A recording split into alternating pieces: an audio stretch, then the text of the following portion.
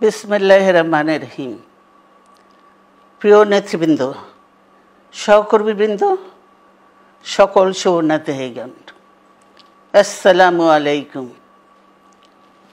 প্রতি বছর মে মাসের এই দিনটি আমাদের পরিবারে আসে এক বেদনা বিধুর স্মৃতি নিয়ে।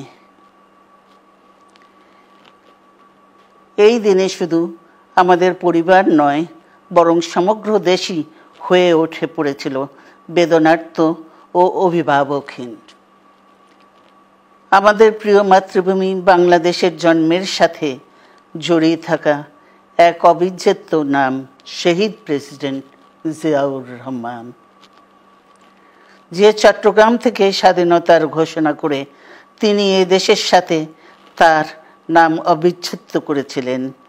সেই চট্টগ্রামেই এক সফল, সৎ, দূরদর্শী ও প্রকৃত দেশপ্রেমিক প্রেসিডেন্ট হিসেবে নিজের জীবন উৎসর্গ করেছেন।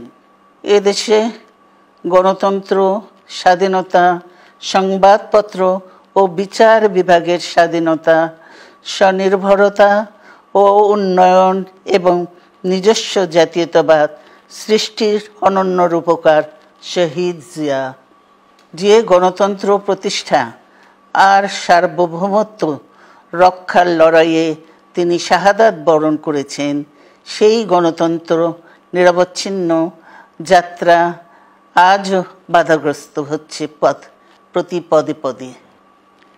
খুব শীঘ্রই আমরা বাংলাদেশকে গণতন্ত্রে পুনঃপ্রতিষ্ঠিত দেখতে পাব।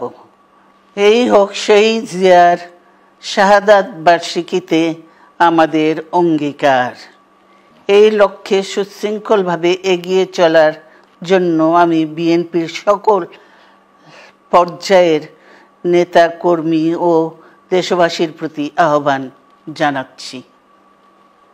মনে রাখবেন, সবার জন্য গণতন্ত্র ও উন্নয়নের মাধ্যমে সকল সমস্যার সমাধানের যে রাজনীতি শহীদ জিয়া রেখে গেছেন, তা বাস্তবায়নের মাধ্যমে তার প্রতি শ্রদ্ধা জানাতে হবে।